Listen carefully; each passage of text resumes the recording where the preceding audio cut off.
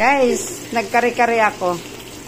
Yan ang aming pananghalian, araw ng linggo. Kari-kari with fried chicken. Ayan.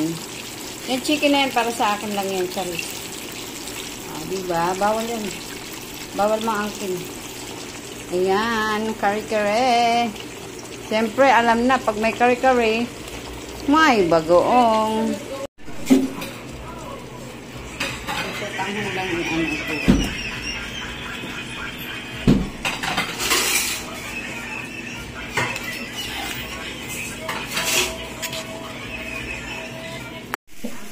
May kari-kari ako mga kananay. Kari-kari, bangus na sinabawan, fried chicken, at nagpansit ako.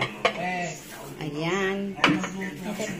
Nagpansit ako ng bihon. Bihon pansit. Ay no, sotanghon. Kain tayo. Arte ng anak ko, diba? Kung hindi sila aalisin sa isla, pues kailangan sila aalisin. Malaki ang nadudulot nila problema dahil yung isla. Ito yung palitan mo! Sa isla, hindi nito ang mga endemic na hayop. Nandiyan ang mga endemic na hayop ay mga hayop na nakatira sa lugar lang na yun. Kaya kung ay hindi na sila muling mapapalik pa sa mundo. Ang naging kakitaan ng mga mogus ay ang mga Sa susunod, puro bakbon ang prituhin. ay nasa listahan na ng endangered species. Ang mga klase ng rabbit na ito malapit sa puwet. Ngayon, ng mga sinuunang laki ng Asian rabbit, yung araw panahon ang ikong Sarap na yung umelo pa. With rice. pero ngayon, makikita na lang ito sa dalawang maliit na isla. Yan nga lamang, dahil sa mga mukus na dinala nila dito, ang makikita ng rabbit na ito ay talagang napakahihirana. Responsable nila ng mga mukus na ito. Sa mundi, paubos ng isang uri ng dagas. Sa sumatutan, nasa nalilibang endemic na hayop. Walang mangga, no? Pati na ang mga magsasaka ay nakaka-apektuhan din nila. Sinakain na nila ang mga inahenak panakapong sa isla dahil mas mabilis na naman itong ulihim kumpara sa mga hayop sa gubat. Mga kumus na inahain ng magsasaka. Bagoong to.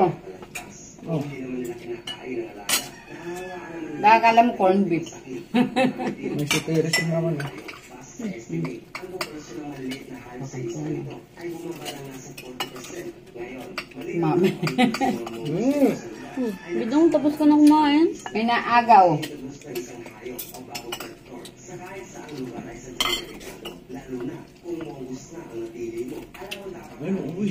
Dalag yan. ay kumain at kakainin nito halos lahat ng klase ng hayop basta kaya nitong patayin. Inabot ang 25 taon bago maubusan yung basic species na ito sa isla at halos kalahating siglo. Ang dinulot ng problema ng mga hayop na ito at kahit na ang pagpatay sa mga magus o inosenteng hayop na ito ay napakalupit para sa ibang tao.